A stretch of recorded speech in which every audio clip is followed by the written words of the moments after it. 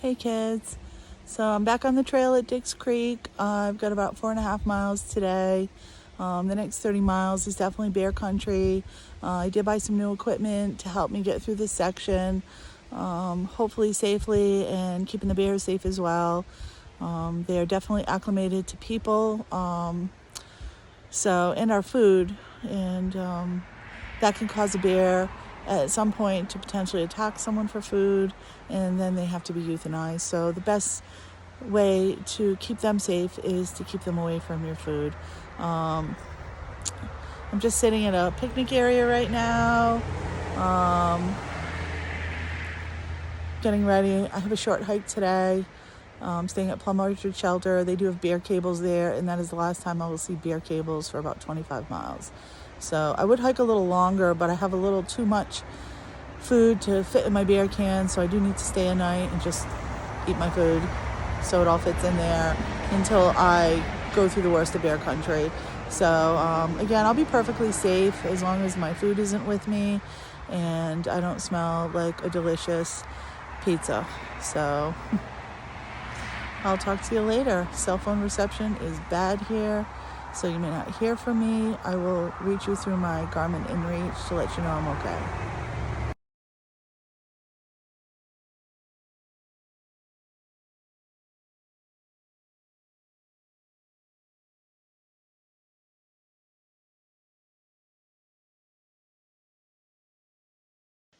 Hey kids. So I made it to Plum Orchard Shelter. It took me a long time, about 7 hours, to do the 4.5 mile hike. I seem to have a hard time hiking in the heat of the day, and I didn't start till almost 10:30, 11 o'clock. So tomorrow I'm going to head out early. I usually do a little better. Doesn't mean I can do more. It just makes it more enjoyable. So I'm pretty much stuck at 5 to 8 miles a day. Today I climbed 2 unnamed peaks. They're still mountains. They're still high. Still have to go up, still have to go down. The shelter's pretty nice. There is some bear activity reported here overnight, but they have a bear box, and the bears really don't bother with the people. They don't really care about us. They just want our food. So I feel pretty safe here. There's an elderly couple camping here. I saw them when I started Dix Creek today, and they stayed about a half hour ahead of me.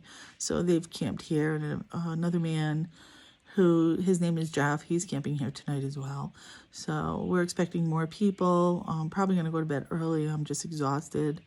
And I'm going to drink another liter of water and just hit the sack. Okay, good night.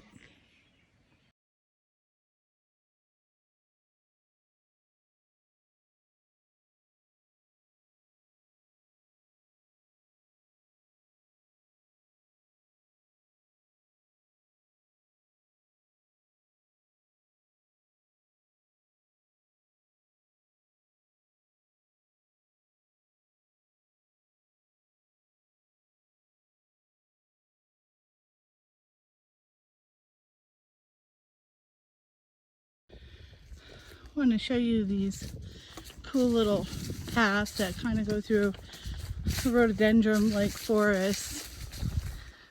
There's a lot of these on the trail. They're kind of eerie and spooky. I'm a little winded. I just climbed a big hill. I'm not going to call it a mountain. It's only about 400 or 500 feet. But it was steep. So these can continue on for quite a bit. They're very buggy. But so cool that I get to experience this out here. And the path continues. I'm actually just over a half a mile from the Georgia-North Carolina border. So I'm so excited. Bye.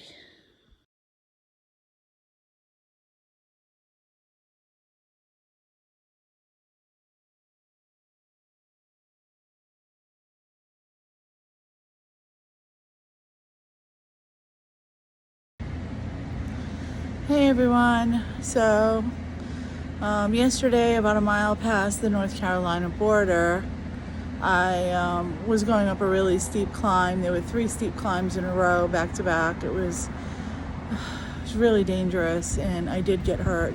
I definitely pulled a muscle in my left leg, it's my calf muscle, and I don't know if I have a broken bone in my foot, but it's excruciating. So I hiked the last 2.5 miles to camp, and I could barely walk when I got there. It took hours, and I rested overnight, and this morning I was wondering how I was going to go on. So I did hike the 4 miles out to a service road, and a nice couple gave me a lift to Franklin, North Carolina, and that's where I am right now. I'm at the motel, the Sapphire Inn. So it's just like a strip mall motel, nothing fancy, but it's got everything I need. Plus it has a rocking chair, which is kind of like an omen. So I'm hurt pretty good. I'm having a hard time walking. I did have one mountain to climb on the way out today, and it took me hours. So it's not safe for me to continue at this point. So I'm done on the Appalachian Trail for now. I completed the Georgia section, and I look forward to doing more sections in the future. Just because I'm leaving the trail does not mean the adventure is over. I still have to get home, and I'm not flying. So I am going to figure out the slowest way for me to get home without hitchhiking. I may do a little bit of that too. I want to see all the towns and just experience the country between here and home, because I've really never been to the South before. So I've got a few days to kind of strategize. I'm at the hotel for 3, and I just kind of need to figure out where I'm going next. Thinking Hot Springs, North Carolina might not be such a bad idea. I have to figure out how I'm going to get there. I don't know how far away it is. It can't be too far. So for now, my hiking adventure has to come to an end.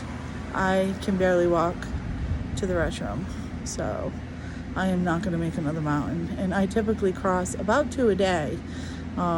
So I happen to look at my fitness tracker on my phone, and I forgot that it keeps track of how many flights of stairs you climb every day. So I'm going to give you an example of how much climbing I do. On an average day, I will hike the equivalent of 60 to 100 flights of stairs.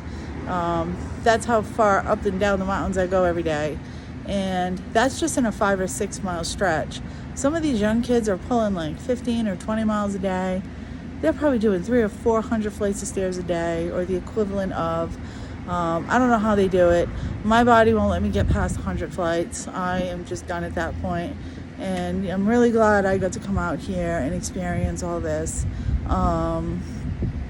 Just the generosity of the people you hike with, and the people who support us in the towns. They don't even know us. I had a couple, an older couple, give me a ride from Deep Gap, North Carolina, about 20 miles to Franklin, so I could be safe. And they didn't want anything from me. They just wanted to help someone.